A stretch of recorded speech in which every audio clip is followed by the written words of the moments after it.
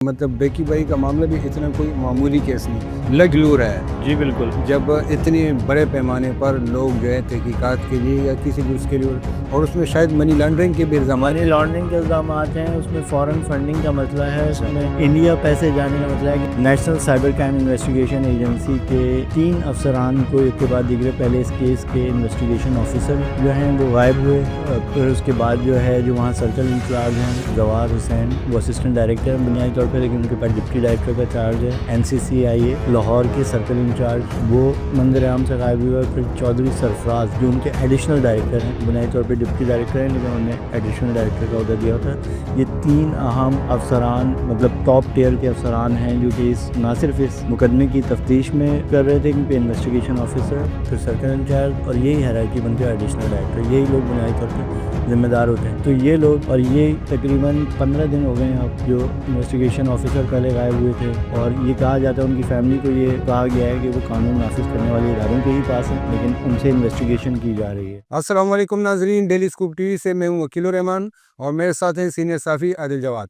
नाजरीन, डकी बाई के हवाले से पिछले वीडियो में भी हमने कुछ अपडेट आपसे शेयर किए थे, और आज आपके इस मामले में एक नई जो है एक इस केस ने इसमें एक नई पेशरफ्त हुई है, नई मालूमात सामने आई है, वो आज आपसे शेयर करेंगे। जी आदिल भाई, आपके पास क्या मालूमात है इस हवाले से? देखिए, डकी भाई का केस हमने पिछली वीडियो भी की थी और ज़ाहिर है हम इस पे वीडियो करते रहेंगे आगे भी। तो जिन लोगों ने हमारी गुज़श्ता वीडियो नहीं देखी, मैं शॉर्ट से उनको बता दूं कि डकी भाई मारूफ यूट्यूबर हैं, वो गिरफ़्तार हैं, national cyber crime investigation agency की कस्टडी में हैं, उनकी ज़मानतें मनसूख हो चुकी हैं और 3 यूट्यूबर्स पे मुकदमे दर्ज हो चुके हैं और इसकी इन्वेस्टिगेशन का सिलसिला जारी है। अभी इसका फ़ाइनल चालान पेश नहीं किया है नेशनल साइबर क्राइम एजेंसी ने। इसी केस में जो है हमने गुज़श्ता वीडियो में बताया, और ये बुनियादी तौर पर केस है ऑनलाइन जुआ, जो कि जुए की जो एप्स वगैरह गेम्स वगैरह के ज़रिए जो जुआ खेला जाता है ऑनलाइन, उन कंपनियों के ख़िलाफ़ ये क्रैकडाउन है पाकिस्तान में, चूँकि वो इलीगल काम कर रही है। पाकिस्तान में जुआ खिलाना या करना एक गैर कानूनी काम है। दुनिया के बहुत सारे मुल्कों में लीगल है लेकिन यहाँ पे गैर कानूनी है। तो उसके ख़िलाफ़ एक क्रैकडाउन शुरू किया था। उसमें डकी भाई एक 1x बैक के कंट्री रिप्रेजेंटेटिव थे, तो उन्हें जो है गिरफ़्तार किया गया। इसके बाद और जो जिन लोगों ने भी मुख्तलिफ बैटिंग कंपनियों को प्रमोट कर रहे थे ऑनलाइन ऐप्स को, उनके ख़िलाफ़ मुकदमात हुए, उन्हें नोटिसेस जारी हुए। यहाँ तक तो सिलसिला चल रहा था, लेकिन गुज़श्ता हफ़्ते हमने अपनी वीडियो में ये बताया था कि FIA सॉरी फिर मैं FIA कह रहा हूँ, ये FIA और साइबर क्राइम वाला भी अभी चंद माह हुए हैं। तो ये national cyber crime investigation agency के 3 अफसरान को एक के बाद दीगरे पहले इस केस के इन्वेस्टिगेशन ऑफिसर जो हैं वो गायब हुए। फिर उसके बाद जो है जो वहाँ सर्कल इंचार्ज हैं जवाहर हुसैन, वो असिस्टेंट डायरेक्टर हैं बुनियादी तौर पे, लेकिन उनके पास डिप्टी डायरेक्टर का चार्ज है। NCCIA लाहौर के सर्कल इंचार्ज वो मंजर आम से गायब हुआ। फिर चौधरी सरफराज जो उनके एडिशनल डायरेक्टर हैं, बुनियादी तौर पे डिप्टी डायरेक्टर हैं लेकिन उन्हें एडिशनल डायरेक्टर का अहदा दिया था। ये 3 अहम अफसरान मतलब टॉप टियर के अफसरान हैं जो कि ना सिर्फ इस मुकदमे की तफ्तीश में कर रहे थे क्योंकि इन्वेस्टिगेशन ऑफिसर, फिर सर्कल इंचार्ज और यही हायरार्की बनती है एडिशनल डायरेक्टर, यही लोग बुनियादी तौर पे ज़िम्मेदार होते हैं। तो ये लोग, इन पर इल्ज़ाम था है कि ये इन्होंने जो है ना इस मुकदमे की तफ्तीश को ख़राब किया है, डकी भाई के साथ साज़बाज़ करके उनसे या तो कोई फ़ायदा लिया है, रिश्वत वसूल किया है, जो भी इन पर इल्ज़ाम ये है। और ये तकरीबन 15 दिन हो गए हैं अब जो इन्वेस्टिगेशन ऑफिसर पहले गायब हुए थे, और ये कहा जाता है उनकी फैमिली को ये कहा गया है कि वो कानून नाफिज करने वाले इदारों के ही पास हैं, लेकिन उनसे इन्वेस्टिगेशन की जा रही है। ये अभी तक उनके पास मतलब अभी तक सामने नहीं आया। उन अभी तक सामने नहीं आए हैं ये 3 अफसरान। 3 अफसरान, बल्कि उनमें से एक अफसर की अहलिया ने तो शायद हाई कोर्ट जाने का भी फैसला किया, इस्लामाबाद हाई कोर्ट में या लाहौर हाई कोर्ट में उन्होंने पटिशन दायर कर दी थी, लेकिन फिर शायद अभी तक दायर नहीं हुई है। ठीक। तो जवार अहमद जो है उनकी अहलिया ने, तो ये तीनों गायब थे। लेकिन इस बात को 2 हफ्ता हो चुका है। पिछले हफ्ते यानी जुम्मे को या जुमेरात को ये गायब हुए थे। आखिरी जो तीसरे आदमी गायब हुए थे एडिशनल डायरेक्टर चौधरी सरफराज, और अभी तक इस सिलसिले में जब उनकी फैमिलीज़ रब्ता कर रही हैं डायरेक्टर जनरल वकारुद्दीन सैयद से, तो वो भी उसमें हेल्पलेस हैं और उनको भी कुछ नहीं पता है और वो भी उनकी कोई मदद नहीं कर पा रहे। अभी ये सिलसिला चल ही रहा था डकी भाई। अच्छा, इस सारे सिनेरियो में हुआ ये है कि वो इन्वेस्टिगेशन रुक गई है, कोई मज़ीद काम नहीं हो रहा है, اور ابھی وہ اسٹینڈ اسٹل ہے. اچھا اور لیکن اس میں ایک ڈیولپمنٹ ہوئی ہے ابھی 2 دن پہلے. ڈائریکٹر جنرل جو ہیں Waqar Uddin Syed, national cyber crime investigation agency کے سربراہ, اچھا ان کے جو سب سے قریبی افسر ہوتا ہے, جو ان کے بہاف پہ پورے ادارے کو انسٹرکشنز پاس کرتا ہے, اسے کہتے ہیں ڈپٹی ڈائریکٹر آپریشنز. اچھا محمد عثمان کے نام سے وہ افسر ہیں. وہ بھی پرسوں رات سے غائب ہیں. خاصا ہو کہ انہیں اسلام آباد سے ہی گرفتار, اسی انداز حراست میں لیا گیا اور اسی انداز میں غائب ہوئے ہیں. اور یہ اطلاعات ہیں کہ مطلب ایک ادارے میں ایک انتہائی انتظامی بحران پیدا ہو گیا ہے, کیونکہ لاہور اتنی اہم پوسٹ, اس کے 3 بڑے افسر غائب ہیں, اور ڈی جی جو ہیں وہ ایک گریڈ 20 کے وقار الدین سید ایک افسر ہیں. اور یہ بھی لوگ کہہ رہے ہیں کہ ڈی جی جو ہے وہ شاید ان کو بھی تبدیل کر دیا جائے گا, لیکن میرے خیال میں ان کو پہلے ہی استعفیٰ دے دینا چاہیے. ٹہری فورس کے جو سربراہ ہیں, ان کی پوری فورس کے لوگ غائب ہیں, اور وہ اپنی فیملیز کو بتا بھی نہیں پا رہے ہیں, ان کی فیملیز کو, کہ وہ کہاں ہیں. اور اب ان کے سب سے قریبی افسر, جو حالانکہ ہے وہ جونیئر افسر, لیکن وہ بڑے اہم, وہ بڑے مشہور زمانہ افسر ہیں, محمد عثمان.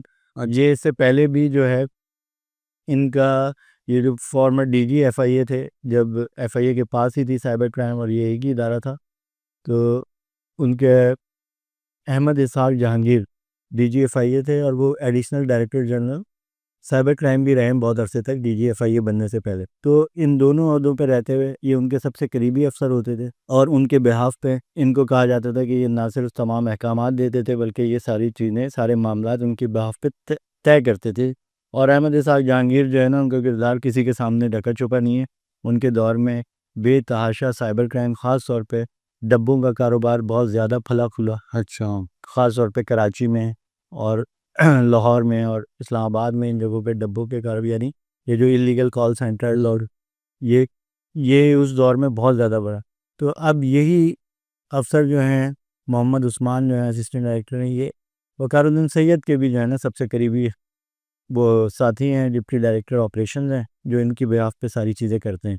تو اس کڑی کو اگر آپ جو ملا رہے ہیں, جو اس کو سمجھتے ہیں, تو اس کا مطلب ہے اب ڈی جی ہی رہ گئے ہیں غائب ہونے کے لیے یا ہٹنے کے لیے, ہرایا جا سکتا ہے یا گریڈ 20 کے پی ایس پی افسر ہیں. اگر وہ, میرا خیال ہے کہ اگر ان میں تھوڑا سا بھی انہیں اپنی اس کا وہ ہوتا, تو وہ اب تک یا تو ریزائن کر چکے ہوتے, یا جس ادارے کے پاس بھی ان سے طے بات کرتے کہ بھائی ٹھیک ہے آپ ان کے خلاف جو بھی کارروائی کرتے ہیں قانون کے مطابق کارروائی کی جائے. لیکن ان کی فیملیز پریشان ہیں, ظاہر ان کا تو کوئی قصور نہیں ہے, اور وہ جب ان سے رجوع کر رہے ہیں تو ان کا آفس بھی جواب نہیں دے پا رہے. تو ڈکی بھائی کا کیس جو ہے نا, بنیادی طور پہ ادارے ہی کہ ڈکی بھائی کو تو کچھ ہونا ہے. یہ ابھی ایک نیا 3-4 مہینے پہلے ادارہ بنایا ہے, اس کے ابھی تو بائی لاز بھی کلیئر نہیں ہوئے ہیں, ابھی تو اس کی فنڈنگ بھی پوری اس کے لیے جو گورنمنٹ نے وہ رکھنی ہے, اس کا بجٹ وہ بھی اپروو نہیں ہوا ہے پورا صحیح طریقے سے. اس میں تو ابھی بھرتیاں ہونی ہیں, بہت کچھ. ایون لوگوں کو ابھی تک صحیح طریقے سے پتہ نہیں ہے, ان کے جو کیسز شکایتیں ہوتی ہیں ہاں, ان کو نہیں پتہ کہ اب ان کو سائبر کرائم ایف آئی اے کے بجائے ان کو وہاں جانا ہے. کیونکہ سال کے شروع میں جو ایف آئی آر ہیں اور جو وہ ہوئی تھی, وہ تو سائبر کرائم میں ہوئی تھی, اب وہ ادھر این سی سی آئی میں آ گئی. ابھی تو دفاتر بھی وہی ہیں, سب چیزیں وہی ہیں, ایف آئی اے کے جھنڈے لگے ہیں, سب کام اسی طرح ہو رہا ہے, صرف نام چینج ہوا ہے. تو یہ ایک ادارے کا سربراہ جو کہ ابھی نیا اتنا بظاہر حکومت کا یہ موقف تھا کہ یہ اس کو بنانے کا مقصد یہ تھا کہ سائبر کرائم بڑے روکتھام کے لیے شکایتیں ان کو مؤثر بنانے کے لیے سائبر کرائم انویسٹیگیشن ایجنسی کو مؤثر بنایا جائے اس کو, کیونکہ بڑھتا ہوا کرائم ہے, تیزی سے لوگ آن لائن اسکیمنگ اور آئیڈینٹی تھیفٹ اور مختلف قسم, ایون کہ چائلڈ پورنوگرافی اور ریونج پورن اور اس قسم کے یہ بڑھتے ہوئے کرائم ہیں جو بڑھتے ہی جا رہے ہیں تیزی سے. جو ڈیجیٹل جو ہے وہ لوگوں کے ہاتھ میں اسمارٹ فون آ رہا ہے اور ڈیجیٹل تک انٹرنیٹ تک رسائی ہو رہی ہے, تو یہ کرائمز میں بھی بے تحاشا اضافہ ہو رہا ہے. اس کی روک تھام کے لیے یہ ادارہ بنایا گیا تھا, لیکن معذرت کے ساتھ بدقسمتی سے اس ادارے کا جو ایف آئی اے میں جو لوگ تھے اسی مائنڈ سیٹ کے ساتھ وہ آئے. وقار الدین سید ایف آئی اے میں ہی اس کے additional director general cyber crime تھے لاسٹ میں, پھر انہیں کو ڈی جی بنا دیا گیا, اور انہوں نے اسی سلسلے کو کنٹینیو کیا بجائے اس کے ادارے میں بہتری لانے کے. جو فائنینشیل کرائم جو ہیں وہ نہ کم ہوئے, نہ ان کے اوپر کوئی کریک ڈاؤن صحیح معنوں میں کیا گیا. کوئی ایک آدھ دیکھنے کو 2-4 ایف آئی آر کی گئی, لیکن اس کا کوانٹم اتنا بڑا ہے اور اتنا سسٹمیٹک ہے, تو اس پہ کوئی کام نہیں کیا گیا, جس کی وجہ آپ سمجھتے ہیں کہ کیوں نہیں کیا گیا. اور اب عثمان کے پکڑے جانا اس بات کے ثبوت ہے کہ جو قانون نافذ کرنے والے ادارے ہیں آپ مطلب وہ جو بھی غیر انتظامی یا مالی الزامات، مالی بدعنوانیوں کے الزامات لگائے جاتے ہیں نیشنل سائبر کرائم ایجنسی پہ، تو اس کی کڑیاں جو ہے اب ڈی جی تک پہنچ گئی، ڈائریکٹر جنرل یعنی سربراہ تک پہنچ گئی۔ اور اس میں ایک اہم بات یہ بھی ہے کہ مطلب بیکی بائی کا معاملہ بھی اتنا کوئی معمولی کیس نہیں، لگ لو رہا ہے۔ جی بالکل، جب اتنے بڑے پیمانے پر لوگ جو ہے تحقیقات کے لیے یا کسی بھی اس کے لیے، اور اس میں شاید منی لانڈرنگ کے بھی الزامات منی لانڈرنگ کے الزامات ہیں، اس میں فورن فنڈنگ کا مسئلہ ہے، اس میں انڈیا پیسے جانے کا مسئلہ ہے کہ کچھ منی جو یہ بیٹس ہیں خاص طور پہ جو دبئی سے آپریٹ ہوتی ہے، اس میں کچھ انڈین بزنس مین ہیں وہ انوالو ہیں، تو وہ پیسے الٹیمیٹلی جو اس کا منافع ہے وہ انڈیا راؤٹ ہو رہا ہوتا ہے، تو اس میں قومی سلامتی کا بھی مسئلہ ہے۔ لیکن یہ بہت بڑا کیس ہے، اور تو اس کیس میں بھی اگر وہ لوگ، تو آپ اندازہ لگائیں کہ ان کے منہ جو ہے نا کتنا خون لگ چکا ہے۔ ہاں ظاہر ہے، اور یہ اتنا بڑا اہم کیس ہے اور اتنے منی لانڈرنگ اور دیگر سنگین الزامات ہیں، اور اس میں یقیناً بہت سارے لوگ اور بھی اسکول کے سامنے آ سکتے ہیں، مزید کئی انکشافات ہو سکتے ہیں، کئی لوگوں کے چہروں سے نقاب اٹھ سکتے ہیں۔ اس حوالے سے جو بھی اپڈیٹ ہوگی آپ سے شیئر کریں گے۔ اپنا خیال رکھیں، اللہ حافظ۔